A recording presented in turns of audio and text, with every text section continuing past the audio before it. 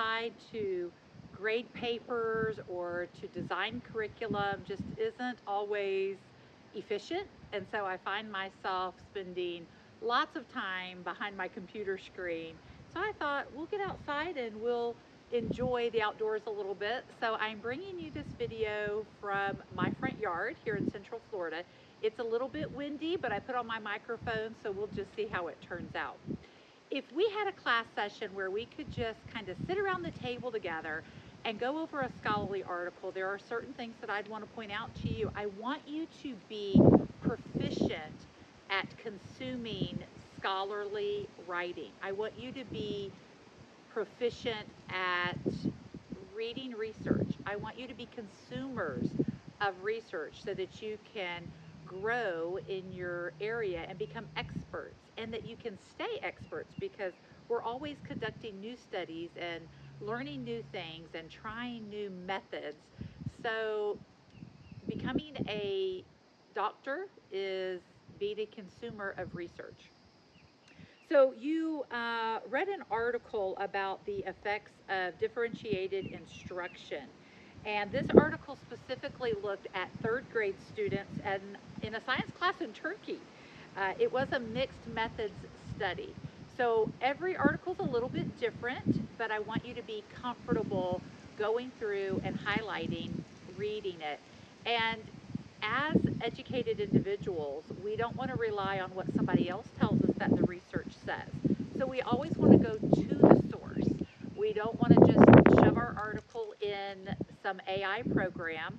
Although the AI program is useful for perhaps reading the article aloud to you while you're driving or summarizing the information, but I want you to be able to do it with your own brain and your own intelligence.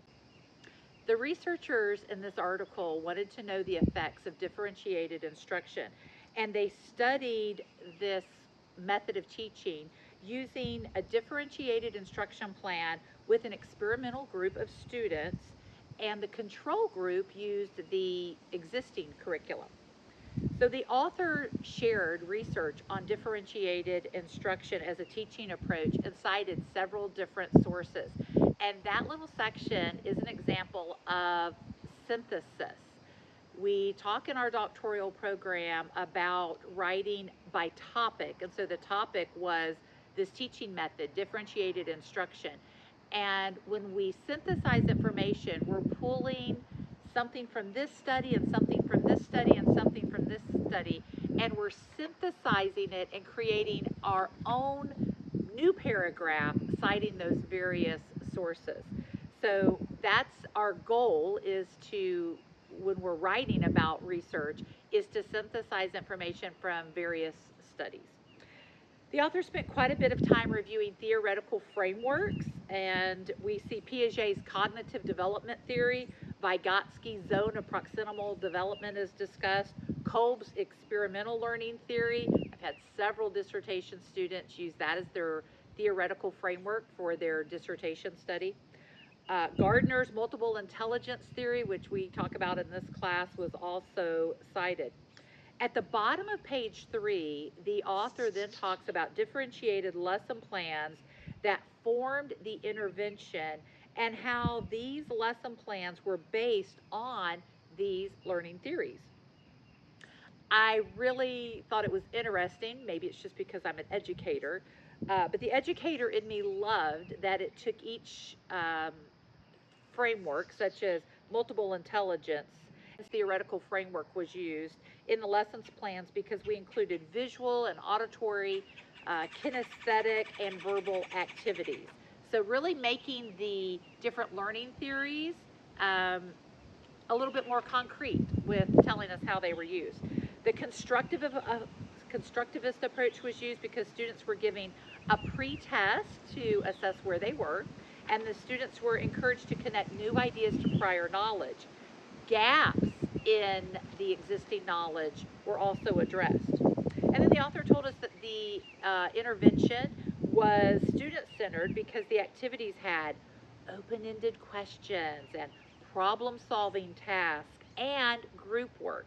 And all of those types of activities are considered student-centered activities. The author also mentioned brain-based learning, which is another big buzzword in education, talking about how the students were engaged through their senses and the appeals that were made to their curiosity and their emotions. So very student-centered, according to the author. It was also a bit of project-based learning because they were able to discuss and then do projects like create a drama or create posters, write a poem. So the writer emphasized the theoretical frameworks in the design of the intervention curriculum, trying to cover all the bases. Because this study was conducted in Turkey, it mentions that the European Commission says that differentiated instruction should be an integral part of the curriculum and that personalized teaching methods are also important. So they're trying to say to the state or to the nation, we're studying this type of curriculum or this type of instruction that you've suggested. The researchers offer us a short lit review, giving us a little bit about previous studies that were conducted on differentiated instruction. Some of you might say, this lit review is awfully short, and I thought the same thing, but there is a reason for that. Once you design a study and carry it out and you write it up, you have to shrink it down to fit the request of whatever journal you're submitting to. And so some journals like for you to have a 20-page article. Some of them might say you need a 7-page article. And some of the journals are going to say, hey, you've got to take this lit review. We're glad that you learned so much about your topic and that you are an expert in that area, but we need you to shrink it down. So let's not judge the researchers by saying, oh, they didn't do very much research. Yes, they probably had many, many pages in their actual lit review, and they have just truncated it to meet the requirements of the journal that they published in. So they offer us a short lit review telling us about the previous studies, and they talk about differentiated instruction and its positive effects in various content areas.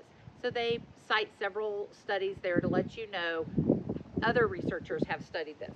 And then they talk about differentiated instruction and critical thinking or problem solving, and they cite several studies that have been done.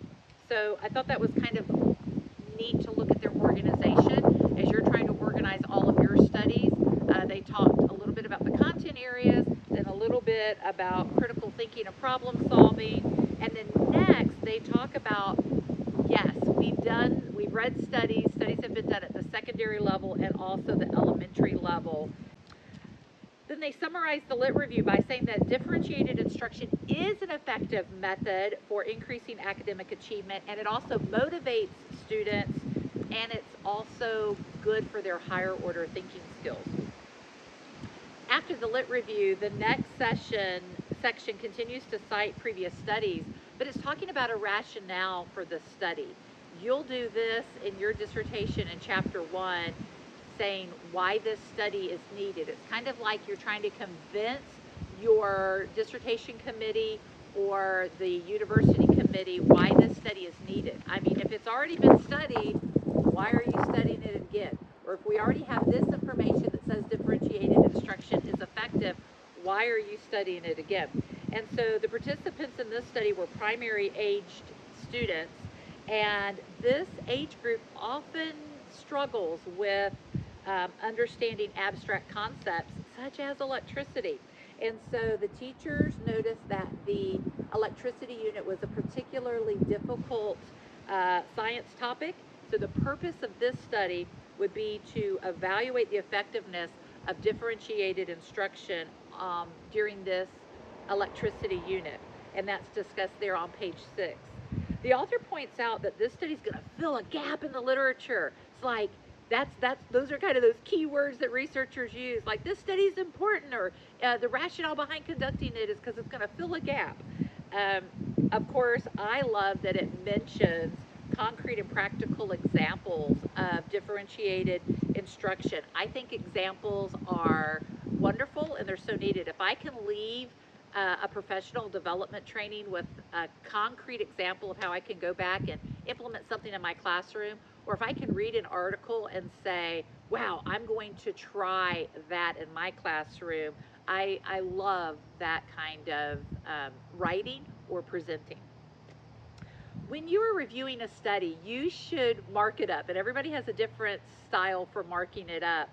But I know some of you are like, Yates, my brain is so effective. I don't need to mark it up as much as you do because I literally um, mark up and color code and put asterisks beside things. But when you think about conducting a literature review and reviewing 20, 30, 40, 50, 60 studies, you're not going to remember everything about a study. I read this study when I was designing the course and I marked it up. But then today, as I was coming back to this and saying, wow, I've got to make a video for that class, I looked at the study and I'm like, let me sit down and refresh myself. I don't remember this particular study and all of the details. I've looked at a lot of research and taught a lot of classes and worked with a lot of students in just the few months since I picked this article and read it and chose it to include in this class. So my marks, my highlighting, my annotations were very helpful. So mark up your studies. I find the purpose statement, maybe you want to circle that or put a big P by it. I find the research questions and I put RQ for research questions. Because the study was mixed methods, the article tells us the design for the qualitative data collection, and they used purposive sampling. And they took 2 students from the group that had high background knowledge, 2 from the medium group, and 2 from the low group. And they also mentioned selecting students with strong verbal linguistic skills. When you're conducting a qualitative interview, you don't want someone who's just going to say, yes, ma'am, no, ma'am, maybe, kind of. We want someone who has some strong linguistic skills and is really going to talk to us as they answer our questions. So you'll notice on the top of page 9, the researcher provides various citations for methodology. You'll see that in studies, particularly in dissertations, where students are citing why they chose a certain methodology or why they're using this type of sampling. And then you'll notice that that's followed by some IRB type information about the ethical protection of participants. It's a little bit different than what we do here in the United States, but similar. The school had 280 third grade students, and the researchers randomly selected the classes. One class was assigned to be the experimental group, and it had 24 students, and that makes me think, okay, they're using pre-existing groups. And then another class was selected as the control group, and it had 21 students in it. The article also talks about how the participating teachers were matched or were very similar. And I thought that was an interesting point for them to cover because we know the importance of teachers and we know the difference that teachers can make. So the researcher even included a little chart to show how the teachers were similar. And the teacher for the experimental group was giving comprehensive training in differentiated instruction and how to implement it in the classroom.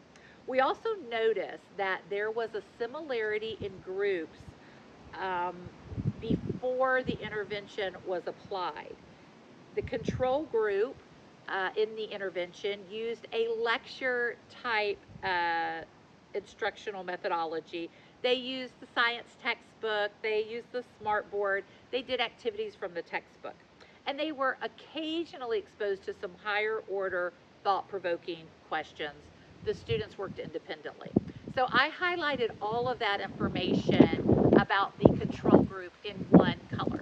And then I chose a different color to highlight information about the experimental group. And man, the instructional methodology in the experimental group really catered to students with different levels of knowledge on electricity. And the students were broken down into groups based on their prior knowledge. They worked in groups, but they were allowed to participate in other group activities if they wanted to.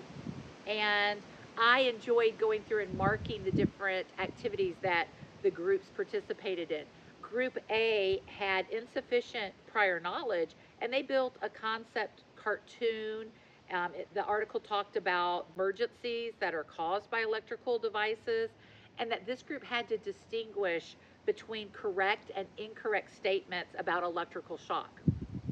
And then group B, they were given short scenarios regarding correct and incorrect use of electrical devices. They created visuals and wrote letters.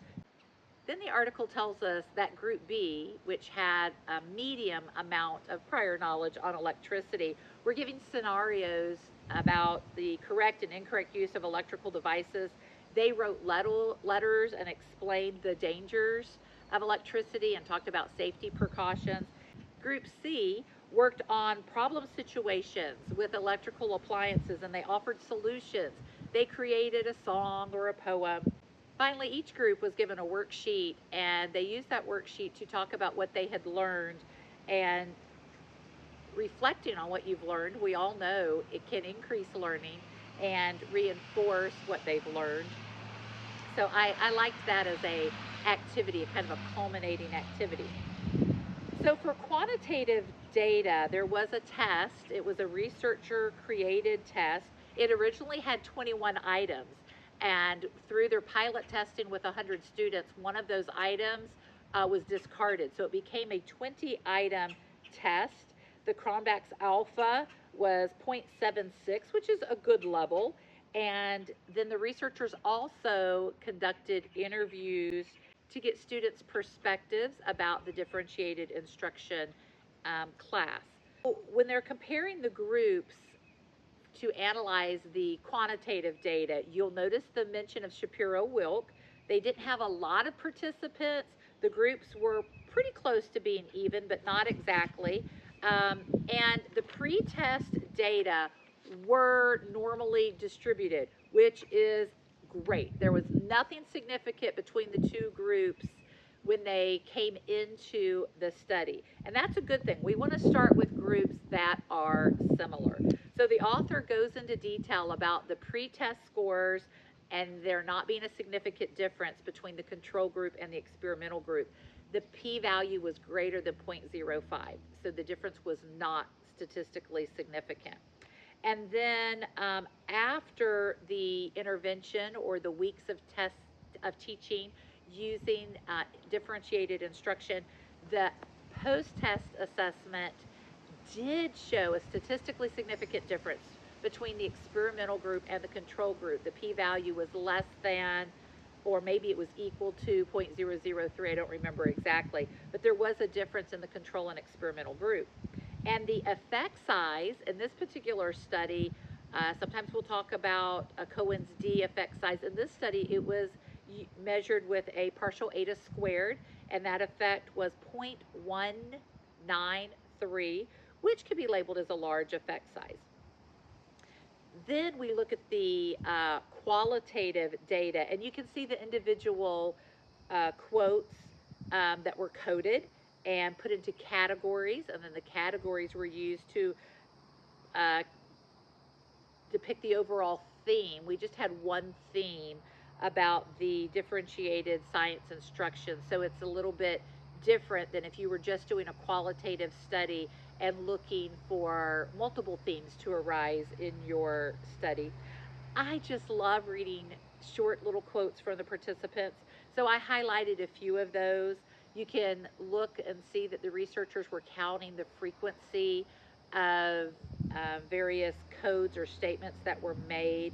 The students commented on group work and collaboration. They talked about having fun while they were learning, and they even requested for this type of differentiated instruction to be used in other subjects as well. Discussion always is a great place to get information. Some of you might say, yes, Sarah, when I'm reading an article, I always skip down to the discussion to get down to what did this research really find, and what does it really mean, and what are the implications of that research. We've been given the data, both quantitative and qualitative, and now we want to know what's important. And what are we going to do with this information? So I love the discussion section. And some of you might, up to this point, have been just flipping over to the discussion section. But I want you to be preparing to become researchers and to carry out your own studies. And that's why we're just taking a few minutes today to go over the various parts of a scholarly article to help you conceptualize how the study was carried out and to look at each one of the elements or the parts of a study. I hope that you've enjoyed this little review of how I like to annotate my scholarly articles. And I hope that you are growing in your knowledge of scholarly reading and writing every day. Remember, when you write about scholarly articles, it's not necessary to include every detail about every study. Um, you could cite these two researchers in a sentence that said something about the effectiveness of differentiated instruction in teaching abstract principles. And you didn't have to go into great detail about how the study was conducted. If it is a main article in your research, maybe you do want to give a little bit of the details. But when we are synthesizing information, we want to look at multiple studies, multiple different articles, and pick key concepts and cite those researchers. We don't have to go into great detail about each one of the studies, but yet as researchers, we should read and know how the study was conducted so that we can make a decision. Was this a well done study? If this study had been done with just 5 students in the experimental group and 5 students in the control group, I would I would have some questions to ask the researcher. Why are you collecting quantitative data when you only had 5 students in each group? There are some things that I would want to talk about with that researcher about research design. So it's important for us to read and to make decisions about the research design and how the study was conducted to know if we would include that research in our literature review, to know if it was well done or not. So we're making a judgment call. Um, if you have questions about reading scholarly articles or anything else, be sure to reach out to me. Thank you for joining me for this time. And remember, we're learning on the journey.